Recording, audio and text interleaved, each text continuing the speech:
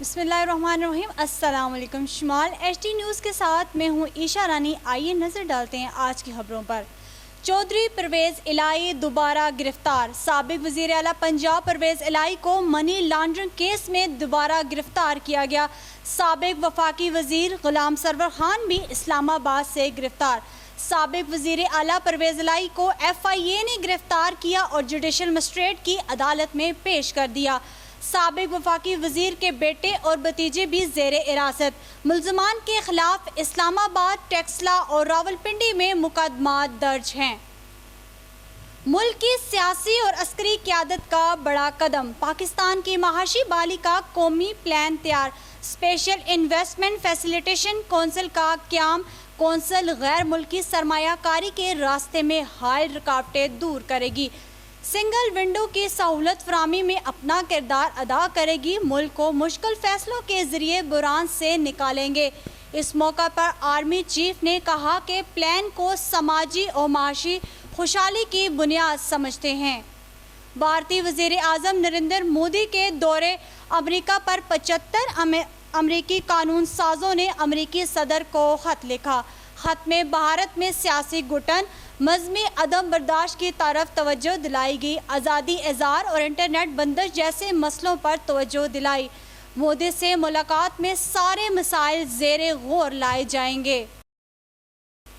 یونان کشتی حادثے کو آج 7 روز مکمل ہو چکے۔ ملنے والی لاشوں کے DNA ٹیسٹ کے ذریعے شناخت کا عمل جاری۔ ادھر قانون نافذ کرنے والے اداروں کی کارروائیاں تیز۔ انسانی اسمگلنگ میں ملوث افراد کے خلاف گھیرا تنگ کر دیا گیا۔ بعض علاقوں سے گرفتاریاں بھی عمل میں لائی گئی۔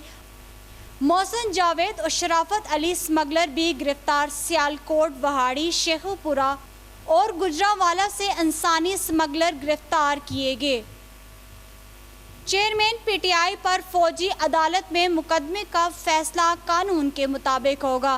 لندن میں میڈیا سے گفتگو کرتے ہوئے وفاقی وزیر قانون اعظم نذیر نے کہا کہ GIT شواہد اکٹھے کر لیں، پھر اس کی سفارشات پر عمل ہوگا۔ منتخب وزیر اعظم کو ہٹا کر ایک شخص کو لانے کے لیے کھیل کھیلا گیا تھا۔ واپسی پہ متعلق نواز شریف جو روڈ میپ دیں گے اس پر عمل ہوگا۔ انتخابی مہم کی قیادت نواز شریف کریں گے۔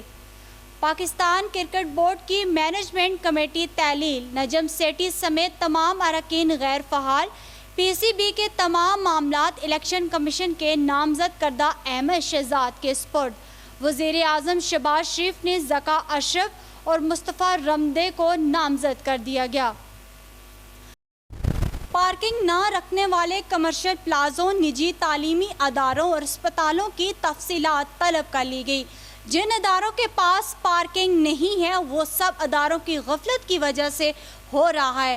خاص طور پر کمرشل پلازوں اور نجی تعلیمی اداروں میں پارکنگ نہ ہونے کی وجہ سے سڑکیں بلاک ہو جاتی ہیں، ٹریفک کی روانی میں خلل پڑتا ہے۔ پارکنگ نہ رکھنے والے اداروں کے کیس میں عدالت کے ریمارکس۔ ہائی کورٹ کے 2 رکنی بینچ نے KPK کے تمام شہروں سے تفصیلات طلب کر لی۔ آئندہ سماعت میں پیش کرنے کا حکم۔